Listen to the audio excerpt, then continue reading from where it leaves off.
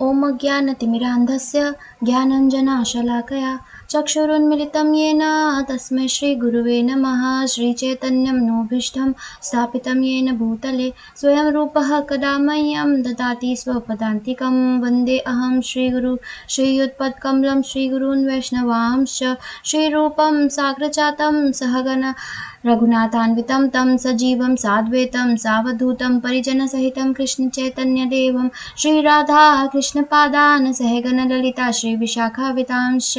हे कृष्ण करुणा सिन्धु दीनबन्धो जगत्पते गोपेश गोपिकान्त राधाकान्त नमोस्तुते। तप्त काञ्चन गौरांगी श्रीराधे वृन्दावनेश्वरी वृषभानुसुते देवी प्रणमामि हरिप्रिये। वाञ्छाकल्पतरुभ्यश्च कृपा सिन्धुभ्येव च पतितानां पावनेभ्यो श्रीवैष्णवेभ्यो नमो नमः। जय श्री कृष्ण चैतन्य प्रभु नित्यानंद श्री अद्वैत गदाधर श्रीवासादि गौर भक्तवृंद। हरे कृष्णा कृष्णा कृष्णा हरे हरे हरे राम राम राम हरे हरे। आज का हमारा टॉपिक है एविडेंस ऑफ सोल। क्या है मतलब हमें कैसे पता चलेगा कि सोल प्रेजेंट है कॉन्शियसनेस से। कॉन्शियसनेस क्या है? अब अगर मैं आपको चूटी काटूं, चूटी मारूं तो आपको दर्द होगी, कहीं चोट लगती है, दर्द होती है, यही है कॉन्शियसनेस। और ये सोल की प्रेजेंस की वजह से होती है। अगर आत्मा नहीं प्रेजेंट होगी तो हमें नहीं दर्द होगा। कैसे हम इसे एक्सप्लेन कर सकते हैं? अब एक दिया है, एक बहुत अंधेरे वाला कमरा है, उसके अंदर हम दिया ले आए तो क्या होगा? लाइट हो जाएगी, हर जगह रोशनी हो जाएगी, डार्कनेस जो है यानी कि अंधेरा जो है वो दूर हो जाएगा। तो इस दिए ने क्या प्रोवाइड किया? इस दिए ने लाइट प्रोवाइड करी, रोशनी। उसी तरीके से जो हमारी आत्मा है वो एक दिए की तरीके से है शरीर के अंदर। वो शरीर में कॉन्शियसनेस प्रोवाइड करती है और कॉन्शियसनेस से ही जो बॉडी है उसमें रोशनी हो जाती है, यानी कि वो काम करने लगती है। अब यहाँ पे ये बच्चा आपको नज़र आ रहा है, बच्चा जो है फुटबॉल खेल रहा है। फुटबॉल वो खेल रहा है, क्यों, कैसे खेल पा रहा है वो? क्योंकि उसके शरीर में अभी आत्मा प्रेजेंट है। यही अगर आत्मा शरीर छोड़ दे तो अनकॉन्शियस हो जाएगा वो। और डेथ कैसे होती है? जब आत्मा जो है शरीर को छोड़कर चली जाती है। तो यही है कि सोल का प्रेजेंस ही बॉडी को कॉन्शियसनेस प्रोवाइड करता है। कॉन्शियस तभी है बॉडी जब उसके अंदर सोल है। ठीक है कार्तिक? ओके।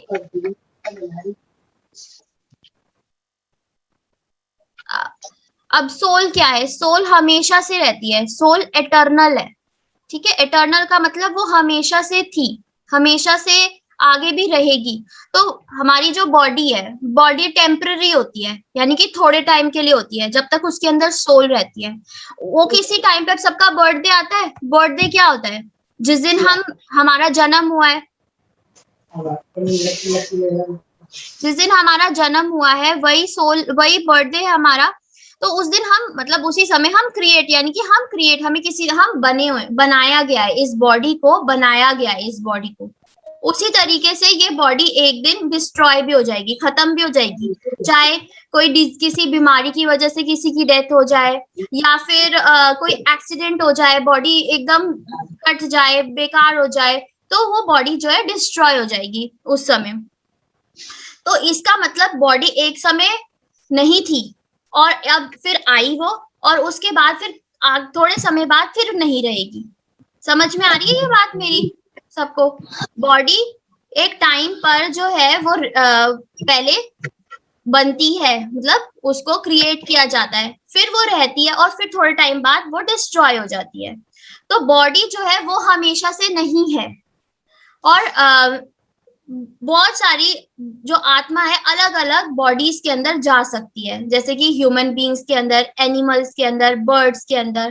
तो और ये सारे आत्मा जो है, सारी जो लिविंग एंटिटीज है, उसकी बर्थ भी होता है और डेथ भी होता है। ठीक है? मैंने बताया था ना कि आत्मा जो है अपने कर्म के हिसाब से अलग अलग शरीरों में मतलब एक जब बॉडी से दूसरी बॉडी में चेंज करती है तो डिपेंड करता है कि उसने कैसा कर्म किया है, उस हिसाब से उसको या तो एनिमल की नेक्स्ट बॉडी मिलेगी, या ह्यूमन बीइंग की मिलेगी, बर्ड की मिल सकती है, ट्री की मिल सकती है। तो ये होता है एक आत्मा के साथ, इसको बोलते हैं ट्रांसमाइग्रेशन। एक शरीर से दूसरे शरीर में ट्रांसमाइग्रेशन होता है डेथ के बाद। लेकिन अब जो स्पिरिट सोल है, जो हमारी आत्मा है, वो एटर्नल है। एटर्नल का क्या मतलब होता है? एटर्नल का मतलब वो हमेशा से है, ठीक है। और उसका कभी कभी भी बर्थ नहीं हुआ, कभी भी उसका कभी जन्म नहीं हुआ, ना ही उसकी कभी मृत्यु होगी, वो हमेशा से ही है। उसे किसी ने बनाया भी नहीं है और कोई मार भी नहीं सकता। ये तो हमने वो वाला श्लोक किया था ना, नैनम छिदन्ति शस्त्राणि वाला, सबको याद है? वो वाले श्लोक में यही बताया गया था। तो वो हमेशा से ही है, और फ्यूचर में भी, पास्ट में भी थी, प्रेजेंट में भी है, और फ्यूचर में भी आत्मा रहेगी। तो ये जो भगवत गीता का 2.12 श्लोक है, उसमें यही एक्सप्लेन किया हुआ है कि आत्मा जो है वो हमेशा से है और हमेशा से रहेगी, ठीक है। पहले भी थी, अभी भी है, और फ्यूचर में भी रहेगी। लेकिन जो बॉडी है, बॉडी जो है वो डिस्ट्रॉय होती रहती है। तो ये डिफरेंस है बॉडी और आत्मा के अंदर। सबको ये पॉइंट अब तक क्लियर हो गया? बॉडी और आत्मा में क्या डिफरेंस है? संवित बेटे, आपको क्लियर हुआ? ओके। अब हम सोचते हैं कि हम अच्छा खा ले, अच्छा पहन ले, और अच्छे अच्छे अच्छी जगह पे चले जाए, कोई अच्छी मूवी देख ले, तो हम, हमारी जो सोल है वो भी सेटिस्फाई, वो भी खुश हो जाएगी? नहीं, वो टेम्पररी खुशी होती है, बॉडी की खुशी होती है, टेम्पररी, थोड़े टाइम के लिए रहेगी, फिर खत्म हो जाएगी। लेकिन जो आत्मा है ना, उसे इससे नहीं खुशी मिलती। तो अब सारी जो लिविंग एंटिटीज है वो भगवान के ही बच्चे हैं, है ना। तो 84 लाख स्पीशीज होती है जिसके अंदर आत्मा जो है ट्रांसमाइग्रेट, मतलब एक शरीर से दूसरे शरीर में जाती है, इसको बोलते हैं ट्रांसमाइग्रेशन। तो 84 लाख तरीके के बॉडी है जिसमें आत्मा जा सकती है। अब यहाँ पे इस पिक्चर में देखो, ह्यूमंस हैं 4 लाख, ठीक है।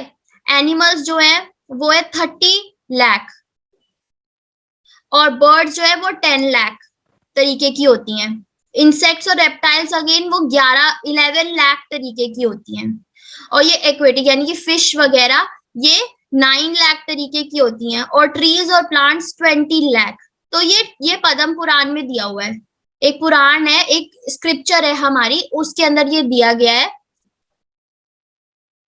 ठीक है। तो ये 84 लाख स्पीशीज हैं जिसमें आत्मा जो है वो ट्रांसमाइग्रेट, मतलब एक बॉडी से दूसरी बॉडी में, डेथ की जब बॉडी यूजलेस हो जाती है, बूढ़े हो जाते हैं, फिर डेथ हो जाती है, तो आत्मा जो है वो दूसरी बॉडी में जाती है। तो ये इतनी 84 लाख तरीके की बॉडीज हैं जिसमें आत्मा मूव कर सकते हैं, और इसी को स्पीशीज कहते हैं, ठीक है। अब एक ना मैं आपको स्टोरी सुनाती हूँ इससे रिलेटेड। एक बार क्या था, ये किंग की स्टोरी है, उसकी 4 वाइफ्स थी। तो जो उसकी, बहुत वो रिच किंग था, बहुत अमीर था वो, तो उसकी जो 4th वाइफ थी ना, उसको वो सबसे ज्यादा प्यार करता था, सबसे ज्यादा वो 4th वाइफ को प्यार करता था। उसको बहुत अच्छे अच्छे कपड़े ला के देता था, बहुत ही उसको अच्छा तरीके का अलग अलग देशों से खाना, अलग अलग तरीके की डेलिकेसीज मंगवाता था, उसके लिए बहुत ध्यान रखता था उस 4th वाइफ का, उस क्योंकि उससे वो सबसे ज्यादा प्यार करता था। तो उसकी फिर जो 3rd वाइफ थी, उससे भी वो प्यार करता था, उससे वो बहुत ज्यादा ना, उस पे उसको घमंड था, बहुत उसके लिए बहुत खुश होता था उससे। और हमेशा ना अपने जितने भी फ्रेंड्स थे, सबको, सबके आगे वो अपनी उसी 3rd वाइफ को लेके जाता था, चलिए उनको शो ऑफ करता था कि ये देखो मेरी कितनी सुंदर वाइफ है, ये जो 3rd वाइफ है वो इतनी मेरी सुंदर है। तो वो 3rd वाइफ को हमेशा ऐसे लेके जाता था। तो और जो उसकी सेकंड लेकिन ना उसको हमेशा यही डर लगता था कि जो 3rd वाइफ है ना मेरी, ये कभी भी ना मुझे छोड़कर जा सकती है। 3rd वाइफ जो है वो मुझे कभी भी छोड़कर जा सकती है। 4th वाइफ से तो वो बहुत प्यार करता था, 4th वाइफ के लिए बहुत अच्छे अच्छे क्लोथ्स लेके आता था, अच्छा अच्छा खाना लेके आता था।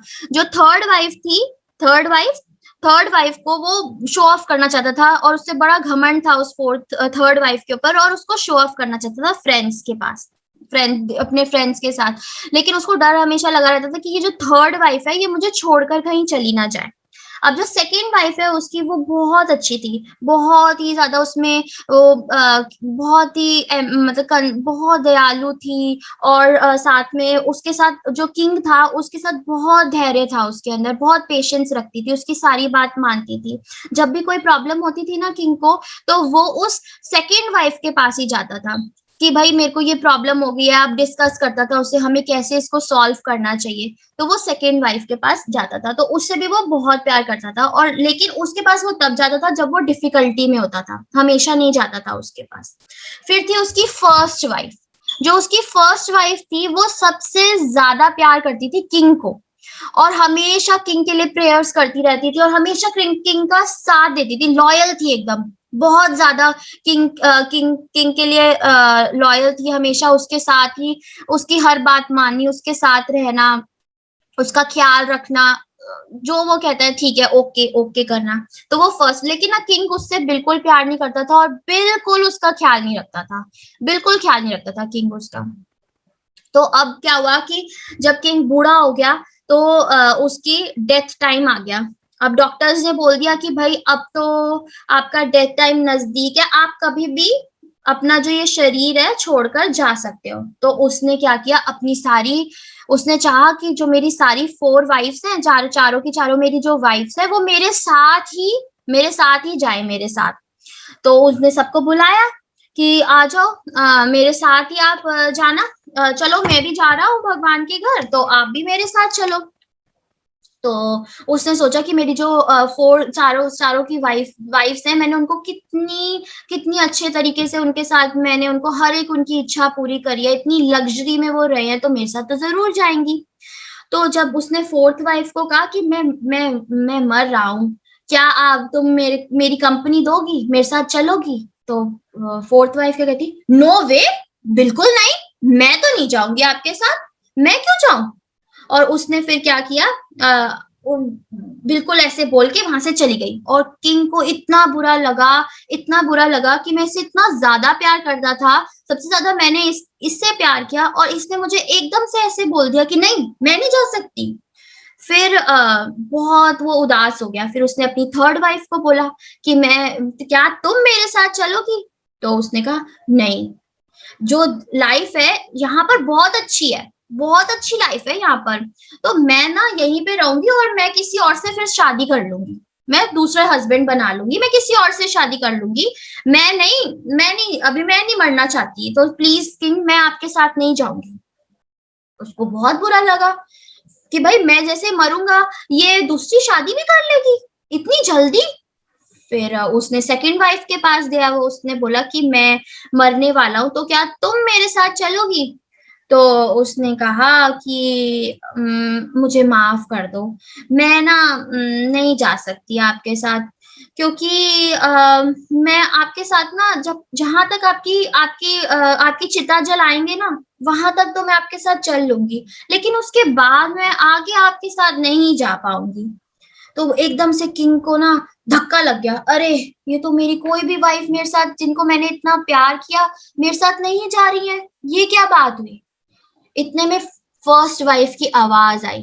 फर्स्ट वाइफ बोली, मैं चलूंगी आपके साथ, मैं आपसे बहुत प्यार करती हूँ, और मैं हमेशा से ही आपके साथ, आपका आपका साथ चाहती हूँ, मैं आपके साथ चलूंगी। तो और किंग को इतना बुरा लगा, उसने सोचा कि मैंने ये फर्स्ट वाइफ का बिल्कुल भी ध्यान नहीं रखा, बिल्कुल इसका ध्यान नहीं रखा, और यही मेरे साथ जाना चाह रही है। वो एकदम हैरान हो गया। अब इस स्टोरी से हमें क्या पता चलता है? जो ये फोर्थ वाइफ है, ये फोर्थ वाइफ क्या है? जो किंग है, सबसे पहले किंग हो गई हमारी हम, बॉडी, हमारी सोल, ठीक है। तो फर्स्ट वाइफ क्या, फोर्थ वाइफ कौन थी? फोर्थ वाइफ थी ये बॉडी, बॉडी। किंग कौन है? सोल। और फोर्थ वाइफ कौन है? बॉडी हमारी। तो जब हमारी डेथ होती है तो बॉडी तो साथ नहीं जाती, यही रह जाती है ना। आया समझ? जो थर्ड वाइफ थी, थर्ड वाइफ क्या थी? मनी, पैसा, वेल्थ, हमारी जितनी भी सारी चीजें हैं वो। अब किसी किसी कोई बहुत अमीर व्यक्ति है, बहुत अमीर है वो, उसकी डेथ हुई तो वो सारे पैसे क्या दे के जाता है, विल लिख जाता है कि हाँ ये सब मेरे बच्चों में, मेरी बीवी में, मेरे बच्चों में बांट दो। वो अपने साथ तो ले जा नहीं पाता। इसका क्या मतलब हुआ कि जो वेल्थ थी उसने रीमैरी कर लिया, किसी और से शादी कर ली, किसी और के घर चली गई ना वो पैसा सारा। तो ये सेकंड वाइफ, जो थर्ड वाइफ थी वो थी मनी। अब सेकंड वाइफ कौन है? सेकंड वाइफ है फैमिली और फ्रेंड्स। जब हमें प्रॉब्लम होती है, हमें डिस्कस करना होता है प्रॉब्लम हो गई है, तो हम अपनी फैमिली और फ्रेंड्स से बातें करते हैं, अरे आज हमारे पे ये टेंशन है, एग्जाम है, आज एग्जाम बिल्कुल अच्छा नहीं हुआ, मम्मा प्लीज समझा दो ये कैसे करना है। फैमिली और फ्रेंड्स होगी, जब हम प्रॉब्लम में है उनके पास गए। लेकिन जब किसी की डेथ होती है तो वो फैमिली कहाँ तक जाती है? सिर्फ जब तक उनकी चिता, आग, अग्नि में उनको दहन किया जाता है तब तक ही वो जाती है, आगे नहीं जा पाती। अब ये फर्स्ट वाइफ कोई गेस कर सकता है कौन है? फर्स्ट वाइफ कौन होगी? कोई गेस करो, फर्स्ट वाइफ कौन है? कृष्णा। हरे कृष्णा। यश, कौन है हम first wife? Soul. Ma'am soul है, वो भी सोल ही है। सुपर सोल है, परमात्मा। फर्स्ट वाइफ कौन है? परमात्मा हमारे। क्योंकि हम हमेशा, परमात्मा जो है हमारे बेस्ट फ्रेंड है, हमारे हार्ट में हमेशा सोल के साथ रहते हैं परमात्मा। और हमेशा, चाहे हम कोई भी बॉडी में चले जाए, चाहे हम बैक्टीरिया ही क्यों ना बन जाए नेक्स्ट बॉडी में, लेकिन परमात्मा जो है हमारे साथ बैक्टीरिया के फॉर्म, बैक्टीरिया के वहां भी आते हैं हमारे साथ। तो ये है परमात्मा। तो इतने दयालु है, हमारी जो हम अपनी लाइफ मेंटेन कर पा रहे हैं वो भी कौन हमें देते हैं? परमात्मा, भगवान, सुपर सोल। तो सुपर सोल परमात्मा के रूप में भगवान हमारे हृदय में रहते हैं। तो चाहे हम बैक्टीरिया बन जाए, चाहे कोरोना वायरस ही क्यों ना बन जाए, भगवान हमेशा साथ रहते हैं। तो कौन है वो फर्स्ट वाइफ? सुपर सोल, परमात्मा। ठीक है, कैसी लगी स्टोरी? माता जी बहुत अच्छी लगी। समझ में आई ना? तो ये स्टोरी से हमें ये पता लगता है, स्टोरी से हमें ये पता लगता है कि जो भगवान है वो हमारे हृदय में, हार्ट में रहते हैं परमात्मा के रूप में। और हमेशा, मतलब हमेशा जो है वो हमारा साथ देते हैं। हम चाहे कहीं भी हो, भगवान हमेशा हमारे साथ रहते हैं। तो हमें जो कुछ याद आकर आना है वो भी भगवान कराते हैं, हमें कुछ भुलाना है तो वो भी भगवान भुलाते हैं, कोई नॉलेज हमें चाहिए वो भी भगवान हमें याद कराते हैं। 15.15 श्लोक है जिसमें भगवान ये बता रहे हैं कि मैं सबके हृदय में हूँ, और मैं ही स्मरण स्मरण, मैं ही उनका ज्ञान हूँ, मैं ही उनको क्या बोलते हैं, भुलाता हूँ, फॉरगेटफुलनेस हूँ मैं ही। तो मैं, सब म्यूट कर लो बच्चे, शोर आ रहा है।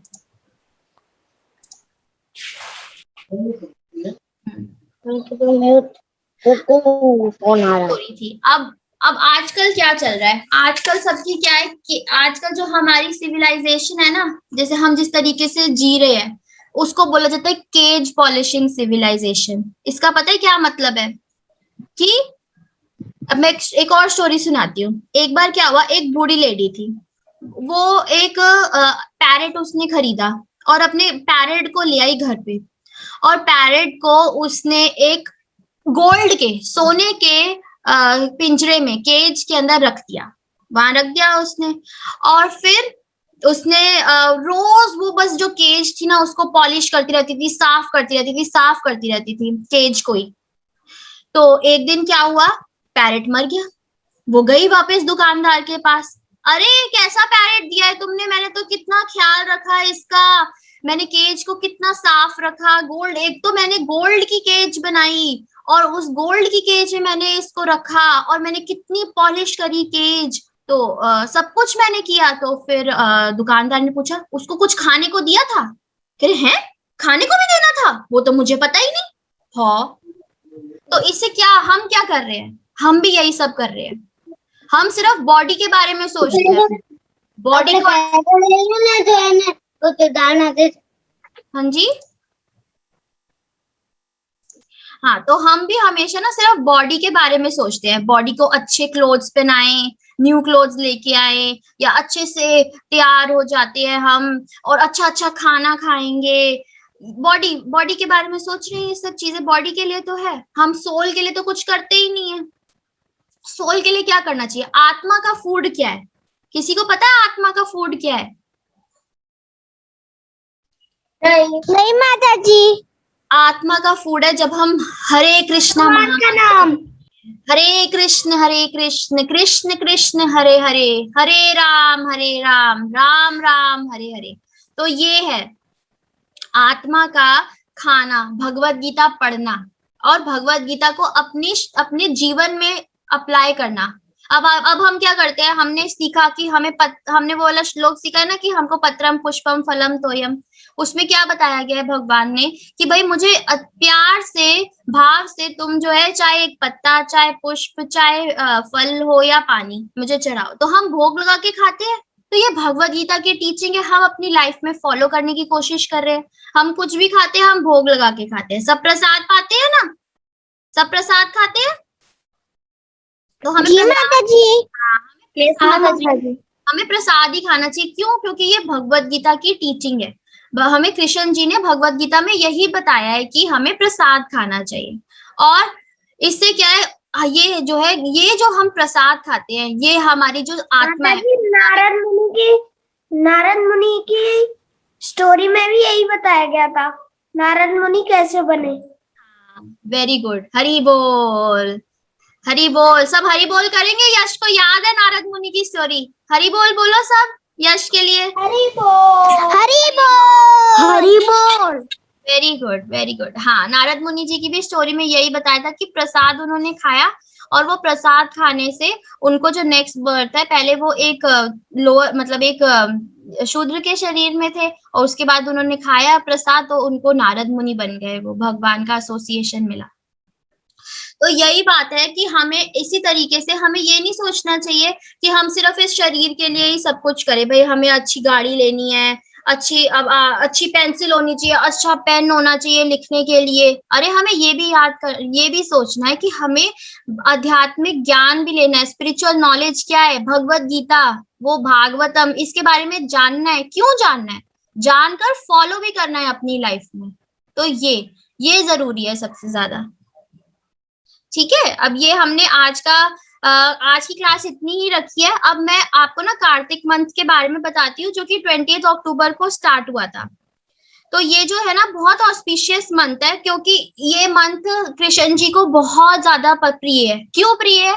क्योंकि राधा जी को बहुत प्रिय है। और राधा इस मंथ का नाम कार्तिक पता है क्यों है? क्योंकि राधा जी का एक नाम है कार्तिका, तो इसीलिए इस मंथ का नाम कार्तिक है। दूसरा, इस मंथ में दामोदर लीला हुई थी, भगवान की दामोदर लीला हुई थी। तो अगर हम इस मंथ के अंदर थोड़ा सा भी कुछ भी भगवान का नाम ले लेते हैं या कोई अच्छी तुलसी जी की सेवा कर लेते हैं या भगवान को दीप दान करते हैं, दीप उनके आगे जलाते हैं कि उनको करते हैं, तो भगवान बहुत ही ज्यादा खुश होते हैं इस चीज से और वो हमें 100 टाइम्स जो है वो और ज्यादा हमें मिलता है। तो इससे रिलेटेड दामोदर लीला देखते हैं अब, ठीक है।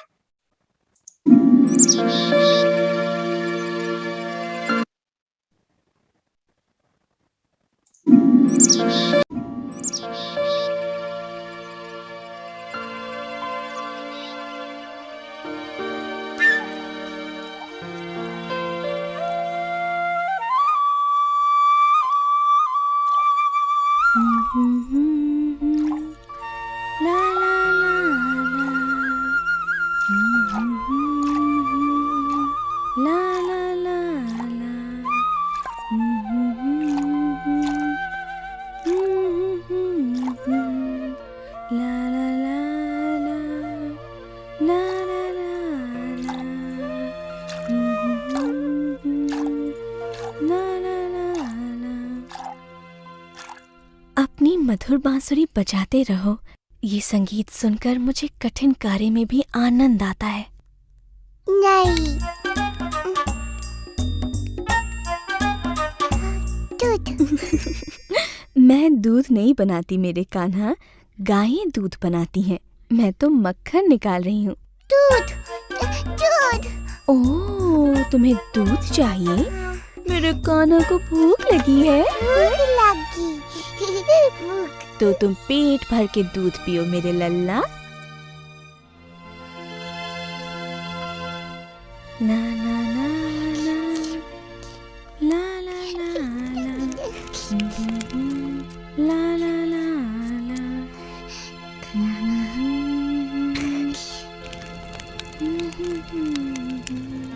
हाँ? तुम यहीं रुको, मैं अभी आती हूँ। हाँ,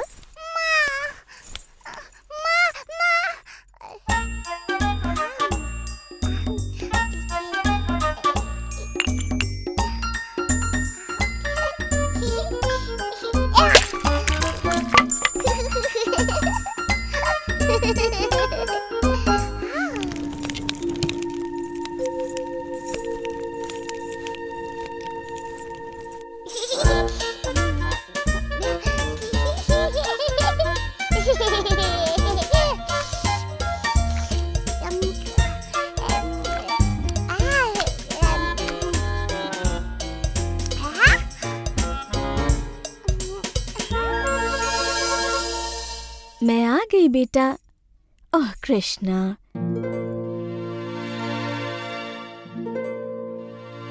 मैं जानती हूँ तुम छिप रहे हो, परंतु तुम्हें मुझसे डरने की जरूरत नहीं है कन्हैया। मेरी हंडिया फोड़ने के लिए मैं तुम्हें नहीं डांटूंगी। कृष्णा, कृष्णा, क्या तुम लोगों ने कृष्णा को कहीं जाते हुए देखा है? नहीं यशोदा मैया।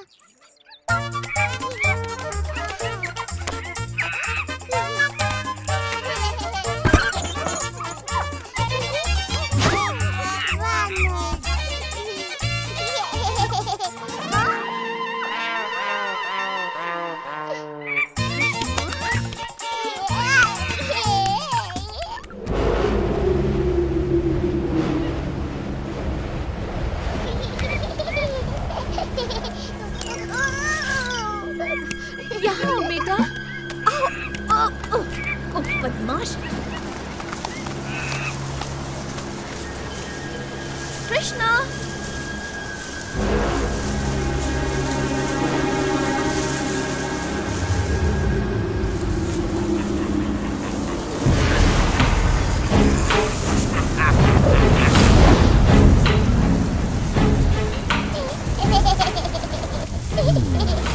मुझे यहाँ किसी शक्ति का आभास हो रहा है। कृष्णा, कृष्णा,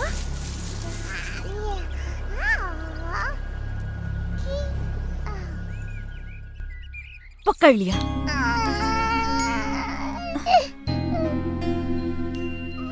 कृष्णा मेरे प्यारे बच्चे, मैंने ऐसा क्या कर दिया? यदि तुम मुझसे ही डरने लगोगे, उस मैया से जो तुम्हें सर्वाधिक प्रेम करती है, तो कैसे चलेगा? काला बादल।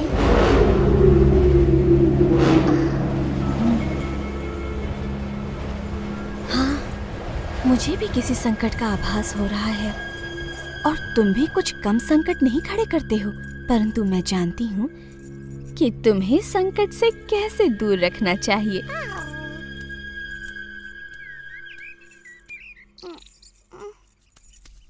अब चुपचाप यहाँ खड़े रहो, मैं तुम्हें बांध देती हूँ।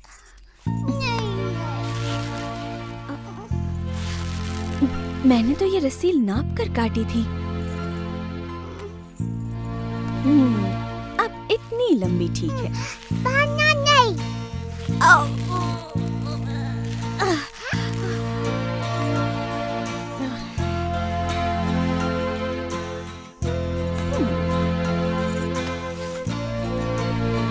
अब ये अवश्य पूरी हो जाएगी। नहीं बांधो।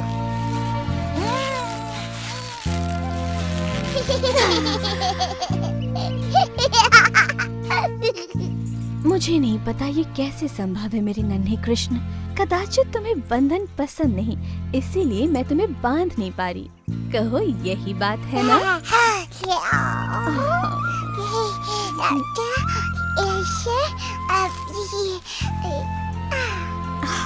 ये तुमने कैसे किया? ठीक है, बांझो। अब अच्छे बच्चे की तरह रहना और रोना नहीं। मैं अपने कार्य पूरे करके अभी आई। माँ, मैया।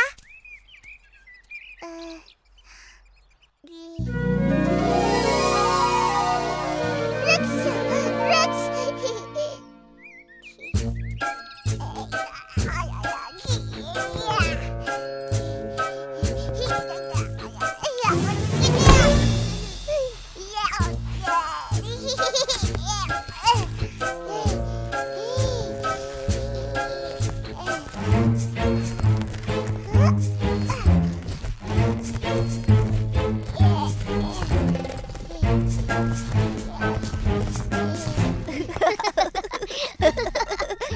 वो देखो कृष्णा को फिर से भागने की कोशिश कर रहा है।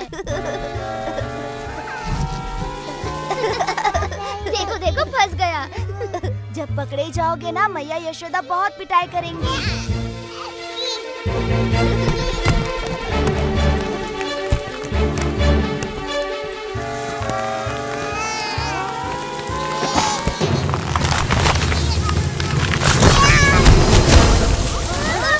अवश्य कोई विशाल वस्तु गिरी है।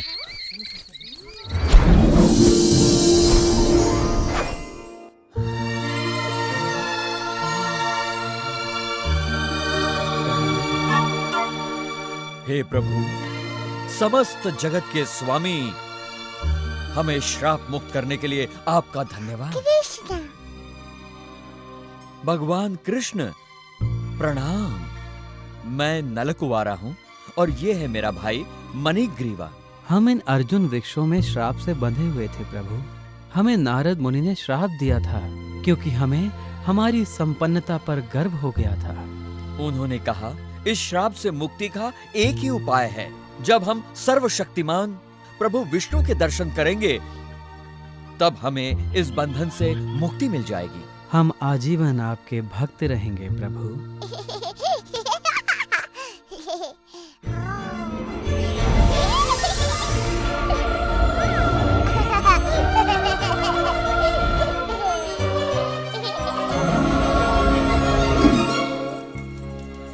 कृष्णा,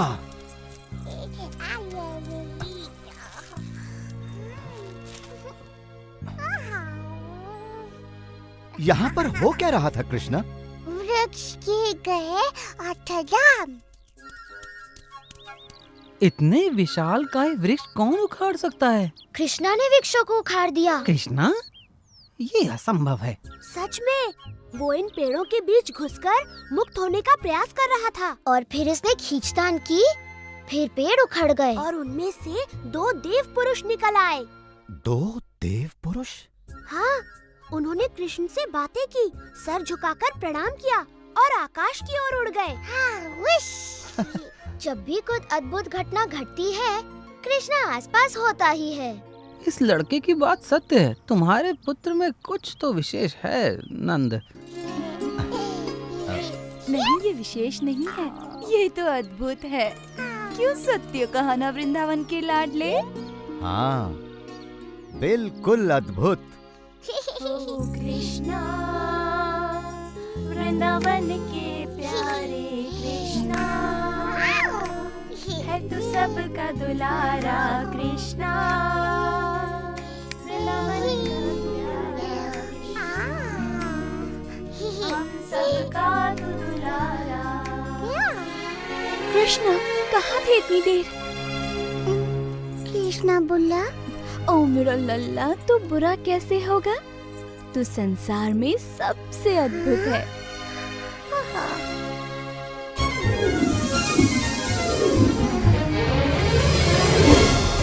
शताब्दियों तक धरती पर गड़े रहने के बाद ये मुक्ति तो बड़ी भली प्रतीत हो रही है भैया।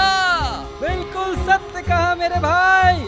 अब हम आजीवन हमें मुक्त करने वाले कृष्ण का गुणगान करेंगे।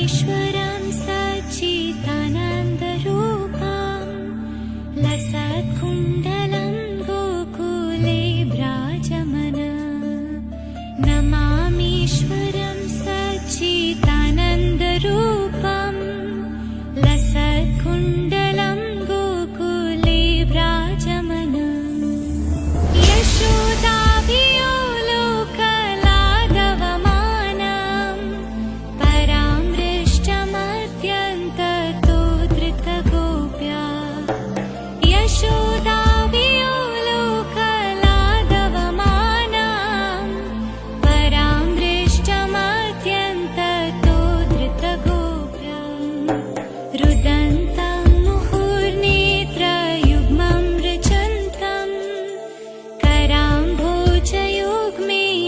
शातं प्रनेत्रं मुहुश्वासकं पत्ररेखाङ्ककण्ठ स्थितग्रैव दामोदरं भक्तिबद्धम् इति दृक्स्वलीलाभिरानन्दकुण्डे स्वघोषं निमज्जन्तम् आख्यापयन्तम्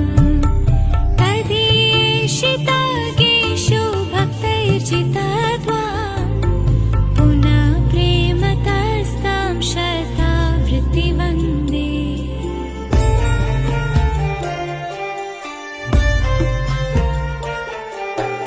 वरं देवमोक्षं न मोक्षावधिं वा न चन्यं वृणेऽहं वरिषादपीहा इदं देव पूर्णात् गोपालबालां सदा मे मनस्या वीरस्तां किमन्ये इदं ते मुखाम्भोजम् अत्यन्तनीलैर्वृतं कुन्तलैः स्निग्धरक्तैश्च गोप्या मुहुश्चुम्बितं बिम्बरक्तादरं मे मनस्या विरास्तामलं लक्षलाभे नमो देवदामोदरनन्तविष्णो प्रसीद प्रभो दुःखजलाभिमग्नम्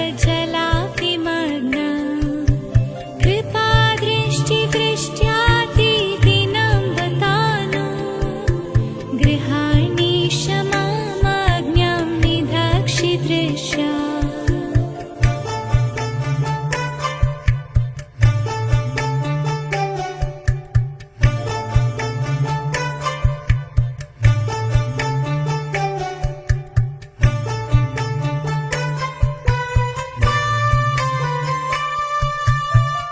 कुबेरात्मजौ बद्धमुक्त्यैव यद्वत् त्वया मोचितौ भक्तिभजौ कृतौ च कुबेरात्मजौ बद्धमुक्त्यैव यद्वत् त्वया मोचितौ भक्तिभजौ कृतौ च तथा प्रेमभक्तिं स्वकामे प्रयच्छ न मोक्षे ग्रहोमि स्थितमुदरे नमस्ते स्तुताम्ने स्फुरदीप्तिधाम्ने त्वदीयौदरायात विश्वस्य दाम्ने नमो राधिकायै त्वदीयप्रियायै नमो अनन्तलीलाय देवाय तुभ्यं नमामीश्वरं सच्चिदानन्दरूपं लसत्कुण्डलं गोकुले विराजमानं नमामीश्वरं सच्चिदानन्दरूपं लसत्कुण्डलं गोकुले विराजमानम्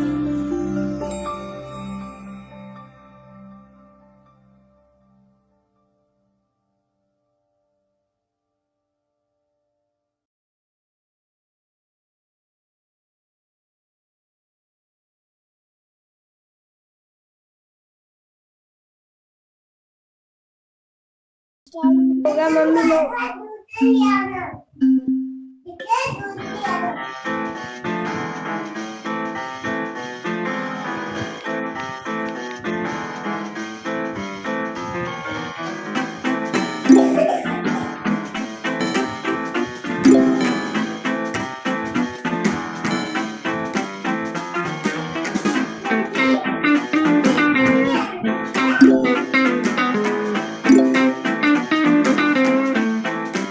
Thank you.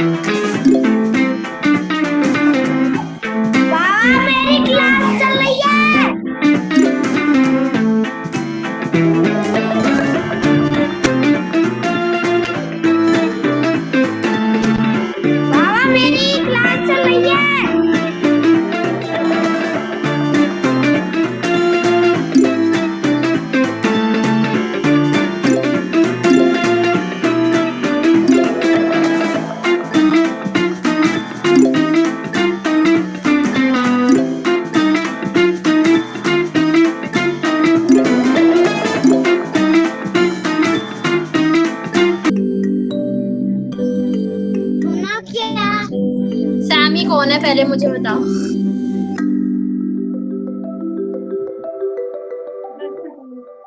बोल राजलक्ष्मी, सैमी मुझे नहीं मालूम है कौन। सैमी ने 2 बार लॉगिन किया है।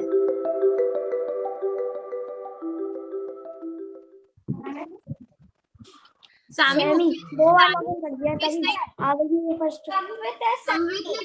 लॉगिन किया था सैमी के नेम से? यस माता जी। हाँ जी। चलो अब हम ध्यान से जो है लॉगिन कर दिया, मुझे 6 कर दिया।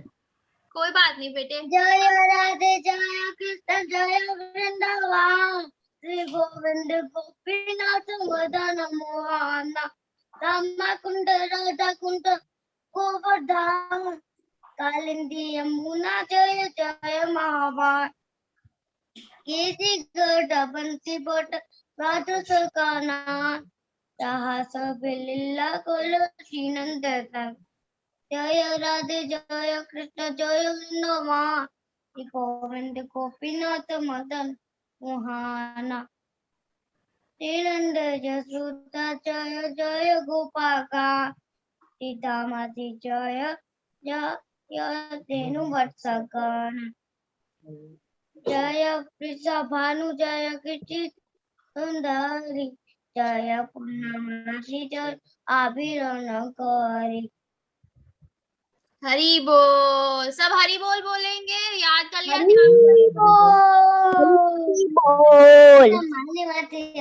हरी बोल वेरी गुड।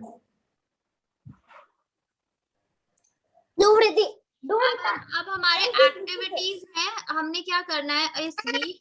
एक तो सबसे पहले हमने जो श्लोक 2.20 है जो पिछले क्लास में मैंने दिया था, मैंने इसमें नोट्स के अंदर जो भेजी थी उस पे म्यूट करो, सब म्यूट करो। हाँ, तो जो हमारा श्लोक है 2.20 वो सब याद करेंगे जो पिछली क्लास में भी दिया था। तो मैं नोट्स जो भेजूंगी वो जन जायते म्रियते वा कदाचिन नायम भूत्वा भविता वा न भूया अजो नित्य शाश्वतो यम पुराणो न हन्यते हन्यमाने शरीरे। जो लास्ट क्लास का जो श्लोक है वो मुझे किसी ने भेजा नहीं है, तो इस वीक भी हम वही वाला श्लोक करेंगे 2.20। तो नोट्स के अंदर मैं भेज दूंगी आपको, जो नोट्स भेजती हूँ क्लास में वो आपको याद करना है। सेकंड, आपको जो ये नमामीश्वरम जो हमारा दामोदर अष्टकम है उसके फर्स्ट 2 स्टैंजा सिर्फ याद करके आपने भेजने हैं। और 7 o'clock पे अभी फिर से यहाँ पर दामोदर अष्टकम हम गाएंगे और दीपदान करेंगे। तो किसी ने ज्वाइन करना है तो उस समय फिर से ज्वाइन कर सकते हैं, नहीं तो आप अपने घर में दीपदान रोज कोशिश करें और दामोदर अष्टकम अभी माता जी हम लिख के भी सेंड कर सकते। माता जी अब 7 बजे कब बजेंगे? नहीं, अभी तो मैं लीव कर रही हूँ। वो हमारा वैसे हम लोग रोज 7 बजे करते हैं, इसी लिंक पे करते हैं दामोदर अष्टकम दीपदान। तो वो अगर किसी को ज्वाइन करना है तो वो ज्वाइन कर सकते हैं, ठीक है। और नहीं तो अपने घर में आप करो। माता जी मॉर्निंग में भी कर सकते हैं दामोदर अष्टकम और दीपदान? जी बिल्कुल। 7 o'clock सुबह, 7 o'clock शाम को, आप अपने टाइम के माता जी। हाँ जी बताओ। माता जी मेरी मदर 5 o'clock करती है दामोदर अष्टकम। कोई बात बच्चे, वैसे जो बताया गया है अभी एक्चुअली 4:30 से लेके 5:30 तक मंदिर के अंदर मंगल आरती होती है ना, तो इसीलिए दामोदर अष्टकम का टाइम 7 o'clock रखा हुआ है। तो आप अपने हिसाब से करो। कोई मम्मा के पास 5 o'clock टाइम होता है, मम्मा उस समय करती है, बहुत अच्छी बात है, बस आपको करना चाहिए। मेरी मम्मा 4:30 मुझे पूरा दामोदर अष्टकम आता है। हरी बोल। तो मुझे वीडियो बना के भेजना सब। और अभी सब अपने घर में दीपदान करना, फोटोज करो, दीपदान जो कर रहे हो उसकी फोटोज शेयर करो ताकि मुझे भी पता चले। माता जी हम दामोदर अष्टकम लिख के भी सेंड कर सकते हैं? हाँ जी बेटे, जैसे आप लिंक कौन सा है दामोदर अष्टकम के लिए? लिंक कौन सा है? मैं अभी सब ग्रुप में भेज दूंगी, सब ग्रुप के अंदर सब कुछ आ जाएगा, ठीक है। आप उसमें देख लेना, ऑडियो भी भेज दूंगी, लिखा हुआ है नोट्स के अंदर लिखा हुआ है। कैसे करना है? हाँ जी, सुनना उसको बार बार, कैसे करना है? सुनना उसको बार बार। मैं ऑडियो भी भेजूंगी, नमामीश्वरम सच्चिदानंद रूपम ऐसे बोल के मैं भेजूंगी, बोल के भी भेजूंगी, और जो मैं ऑडियो भेजूंगी सॉन्ग है उसमें से भी सुन के उसको याद करना। बार बार सुनोगे तो याद हो जाएगा, जब खुद गाओगे ना रोज तो अपने आप याद हो जाएगा। फर्स्ट 2 स्टैंजास रोज गाओ, कोशिश करो रोज गाने की सुबह शाम, तो अपने आप याद हो जाएगा।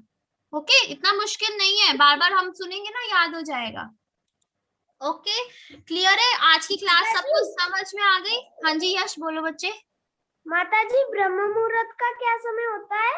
ब्रह्म मुहूर्त सुबह होता है सूर्य उदय होने से पहले। तो ऐसे 3:30 बजे जैसे हम सुबह उठते हैं, तो ऐसे 4:30 से 5:30, जैसे सूर्य उदय जब नहीं होता ना तो वो ब्रह्म मुहूर्त, जब तक सूर्य उदय नहीं होता तब तक वो ब्रह्म मुहूर्त होता है। रोज रोज डिफरेंट टाइम होता है, पर बेसिकली हम लोग चलते हैं कि हम सुबह 3:30 उठते हैं और 4:30 से 5:30 तक का जो टाइम है वो ब्रह्म मुहूर्त हो जाता है। ओके, ओके माता जी। माता जी, माता हम लोग जी मंगल आरती करते हरे हैं। कृष्ण। हाँ, मंगल आरती करते हैं। कौन बोल रहा है? संवेद? नहीं माता जी, श्रिया। जी श्रेया बोलो बच्चे। माता जी, मैं मंगल आरती करती हूँ। हरि बोल, हरि बोल, बहुत अच्छी बात है बच्चे। ठीक है, अब हम हमारे घर पे ठाकुर जी के लिए भोग बनना है। ठीक है, तो हमें भी भेजो भोग। माता जी, मैं मंगल आरती हरि बोल, हरि बोल, हरि बोल। बहुत अच्छे। अब हम क्लास लीव एंड करेंगे। आपको कोई डाउट है आज की क्लास में? सोल का क्लियर हो गया कि सोल ही कॉन्शियसनेस देती है? सब क्लियर हो गया है? जी माता जी। स्टोरी भी समझ में आ गई आज की? दामोदर लीला भी समझ में आ गई? ठीक है, तो नेक्स्ट क्लास में करेंगे। अब हम हरे कृष्णा बोल के क्लास एंड करेंगे, ठीक है? हरे कृष्णा मामन, सभी हाथ ऊपर उठाए। हरे कृष्णा कृष्णा कृष्णा हरे हरे, हरे राम राम राम हरे हरे। हरे राम राम राम हरे हरे। श्रीला प्रभुपाद की जय। श्रीमद् भागवतम की जय। ओके, हरे कृष्णा हरे कृष्णा हरे कृष्णा माता जी। हरे कृष्णा हरे कृष्णा माता जी। धन्यवाद माता जी। धन्यवाद आपका अपना समय देने के लिए और मुझे सेवा में लगाने के लिए। Thank you. Hare Krishna. Hare Krishna.